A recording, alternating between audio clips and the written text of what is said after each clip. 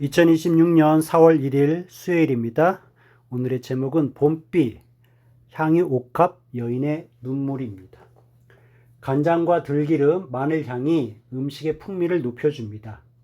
고사리를 잘 삶으면 고기 맛이 납니다. 아주 맛있게 보이기는 하네요. 매년 3월 말 벚꽃이 피어날 때쯤 봄비가 내립니다. 어제 비가 많이 왔죠? 하늘에서 내리는 비를 보면서 하늘이 운다라고 표현하는 사람들도 있습니다. 최근에 우리가 본 영화 중에 왕과 사는 남자가 있는데 많은 사람들을 울게 만들었던 영화입니다. 오늘은 고난주간 수요일입니다. 침묵의 날이라고도 하고 유다의 배반, 모의 사건이 성경에 나와 있고요. 향유 옥합 사건이 마태복음, 마가복음, 누가복음에 있어요. 원래 사복음서에 다 나와야 되는데 요한복음에 안 나와요. 그래서 요한복음에 안 나오는 것은 요한계시록에 나온다라고 생각을 하면 됩니다. 가룟 유다는 예수님을 팔아버렸지만 여인은 예수님의 장례를 미리 기념했습니다. 향유 옥합 사건은 대대로 기념하라고 예수님께서 말씀을 해주셨어요. 그런데 매우 드물게 언급되고 있습니다. 그래서 저는 이상한 일이다 라고 생각을 합니다. 마태복음의 말씀이고요. 밑에는 마가복음의 말씀입니다. 그래서 마태복음과 마가복음에 의하면 여인은 향유를 예수님의 머리에 부었습니다. 그런데 다른 복음서에 보면 발에 붓거든요. 그래서 왜 발에 부었을까를 알아보기 위해서 먼저 출애굽기 30장을 보았어요. 그랬더니 여기서 뭐가 나오냐면 계수 중에 드는 자마다 성수의 세겔로 반세기를 내라라고 되어 있거든요. 근데 그게 뭐냐면 속전이에요. 속전.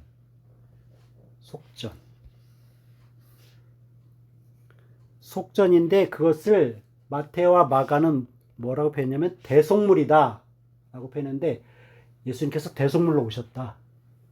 그러니까 예수님께서 대속물로 오시지 않았으면 우리도 다 속전을 내야 했던 겁니다. 출애굽기 30장에 의하면 속전을 위하여 20살 이상 계수 중에 드는 자는 부자도 가난한 자도 똑같이 반세기를 내라고 했어요. 부자라고 해서 많이 내지 말고 가난한 자라 해서 조금 내지 말고 이건 하나도 깎아주거나 더 내라고 하지 않았습니다. 반드시 내야 됐어요.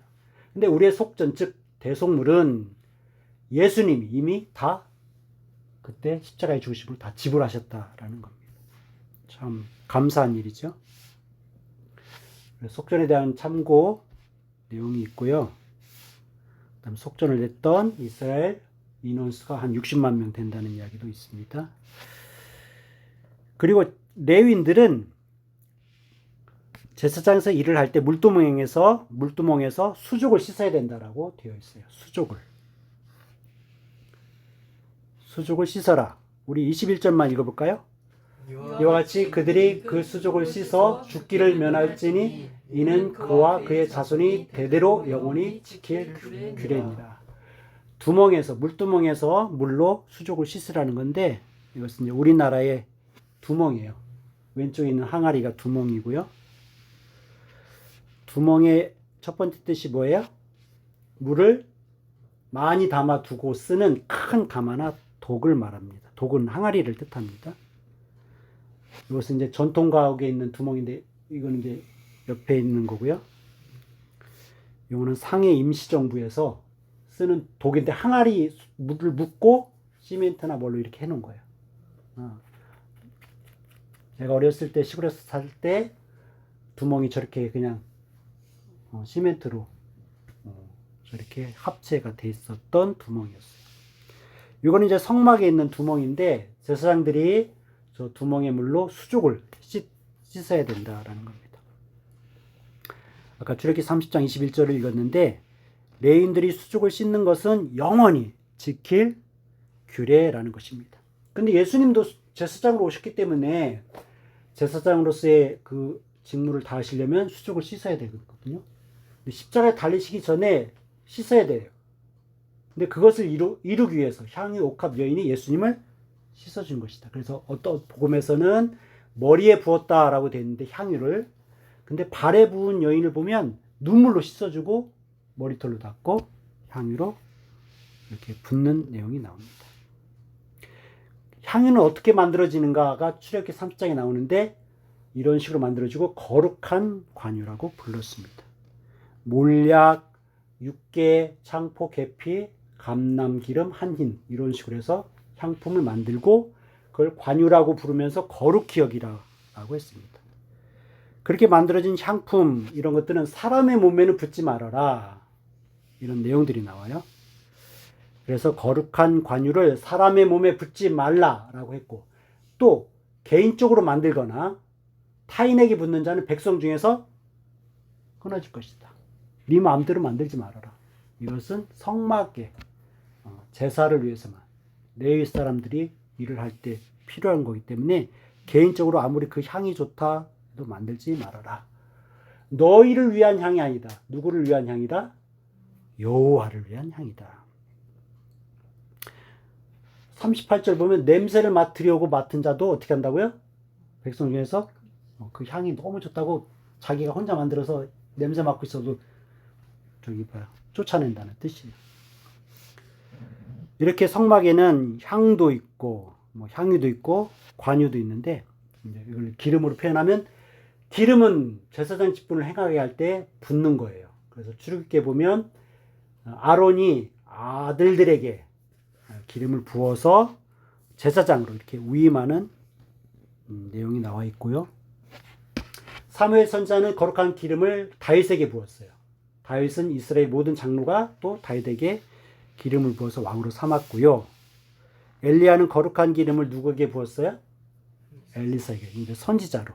다윗은 왕으로. 그래서 제사장, 왕, 선지자 이렇게 기름을 붓는 겁니다. 근데 예수님은 이 세 가지 다 오신 거예요. 제사장으로도 오셨고 왕으로도 오셨고 선지자로도 오셨어요. 그러니까 누군가 기름을 부어줘야 되는데, 성경에 보니까 요단강에서 세례를 받고 올라오실 때 성령이 임하셨다고 되어 있거든요.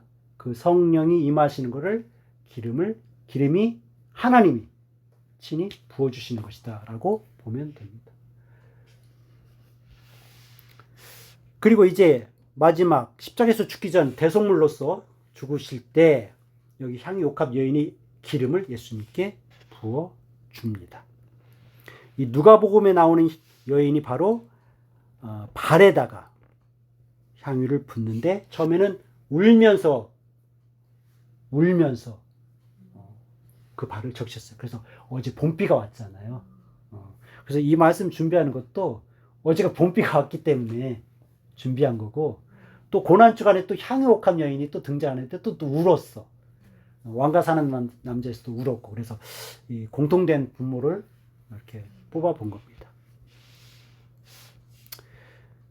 그 누가복음에서 여인은 향유를 예수의 발에 부었고 울면서 눈물로 그 발을 적시고 자기 머리털로 닦고 그 발 입 맞추고 향유를 부었던 것입니다. 아까 출애굽기에 보면 수족을 씻어 죽기를 면하는 것은 대대로 영원히 지킬 규례라고 했죠. 근데 우리도 영적 레인이 되었다고 하면 우리도 당연히 지켜야 될 규례가 아닐까요? 요한은 계시록에서 향유옥합을 이렇게 기록했습니다. 계피, 향유 여러 가지로 이렇게 기록을 했어요. 그런데 그런 귀한 것들이 요한이 기록한 계시록에서 어떻게 됐다고요? 다 없어졌다. 이게 예루살렘 성전이 무너질 거라는 거예요. 그러면 성이 무너졌는데 성에 보관하는 향유, 향품, 관유 이런 것들이 있을까요? 이런 향유 없어진다는 것은 다시 보지 못하리라. 없어진다는 건 성전이 무너진다는 것을 말을 하는 겁니다. 향유옥합이 깨졌고 이제 우리가 더 이상 향유옥합을 볼 수도 없어요. 성전이 무너졌으니까 AD 70년에. 그럼 예루살렘 성전이 무너졌으니 증거궤 앞에 보관하던 향유를 볼 수도 없잖아요. 그것도 있고 예수님께서 완성하셨기 때문에 더 이상 향유가 필요 없는 것도 이유가 됩니다. 그래서 이제 울 일도 없어요. 여인처럼 울 일도 없고, 하지만 계시록에서 위로를 해주는 거죠. 새 예루살렘과 새 땅에서는 이러한 향유도 필요 없다. 눈물도 필요 없다. 수족을 닦을 필요도 없다. 라는 것을 모든 눈물을 그 눈에서 닦아주신다라는 말씀으로 이렇게 하고 있습니다. 그래서 오늘의 결론입니다. 여기는 같이 읽읍시다. 모든 것이 새롭게 되었습니다. 이제 내 두루마기를 빨고 생명나무에 담대히 나아갑시다. 기도하겠습니다.